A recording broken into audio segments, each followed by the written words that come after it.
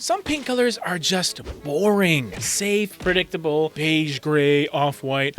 Yawn, right? But here's the thing. Some of these boring colors, they're actually incredible. Because in the real world, where people live with furniture, lighting, and daily life, these colors work beautifully. So today, I'm defending 5 boring colors I genuinely love, even if I've teased them in the past. So I'm James, and I talk about color a lot.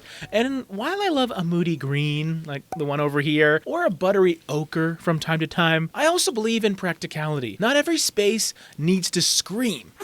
Sometimes the smartest choice is the color that quietly holds everything together. So if you're tired of being shamed for loving beige or off-white, this one's for you. If you need a little more color inspiration, check out our palette pyramid service where we create custom color palettes for you based on your needs, your wants. Whether you need a 3-color palette, 6, or even more, we can accommodate you. And as part of the service, I even send you a personalized video explaining how the colors all work together. People love them. We're getting more and more demand. So while my workload is still manageable, check the link down below and secure your palette pyramid today. Here are 5 paint colors that might seem boring at first glance, but actually create some of the best real-life interiors I've ever seen. Starting with Accessible Beige from Sherwin-Williams. Let's just get this out of the way. Accessible Beige is beige, not grayish, not taupe, not mushroom. It's beige. And yet, it's one of the most well-balanced, calming colors you can use in a home. It has enough warmth to feel cozy, but it's not yellow, enough depth to feel grounded, but never gets muddy. And when used in rooms with natural light, it reads as timeless and inviting, not dated. So places I love to use this color are in living rooms, especially with nice wood floors, hallways that need continuity, or even bedrooms with soft whites and warm metals.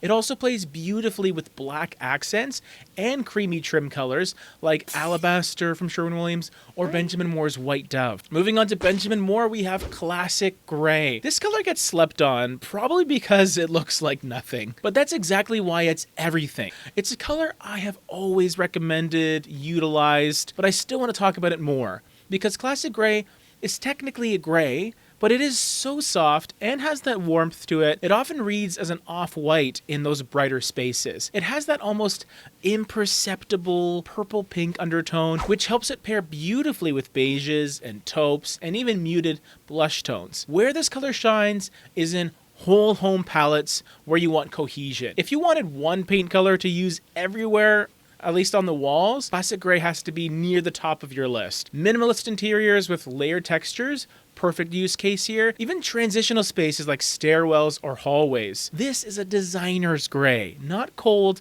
not harsh, just elegant and quiet. Number 3, Balboa Mist by Benjamin Moore. I call this the gateway gray. It's a little deeper than Classic Gray, with a little more of that taupe and just the right amount of softness. Balboa Mist has become a staple for a reason. It looks expensive without trying too hard. It has enough saturation to work on walls, cabinetry, and even exteriors, yet it never feels aggressive or flat. So where I would use this color: dining rooms with natural lighting, kitchens with upper white cabinets and wooden lowers, just throw Balboa Mist on the walls, laundry rooms that need warmth without a ton of hue or saturation. It also pairs beautifully with dark blues and burgundies, soft golds if you want that contrast in color. Number 4, Alabaster by Sherwin-Williams. Yes, it's everywhere. Yes, it's been overused, but that doesn't mean it's not good. Alabaster is one of the most flattering warm whites on the market. Creamy without being yellow, soft without being gray. It looks rich, layered, and clean all at once. Some places to use it: trim and ceilings in warm-toned homes, kitchens with off-white cabinetry paired with rustic wood or black metal finishes. It also transitions beautifully between natural and artificial light, which makes it incredibly forgiving no matter what your lighting situation is. Okay, number 5, Super White by Benjamin Moore. This is the boldest of the boring colors, mainly because of how bright it is. It's crisp, clean, and very white, but without the clinical coldness of an ultra white or even a decorator's white. Super White is as close to a true white as I'll recommend in homes.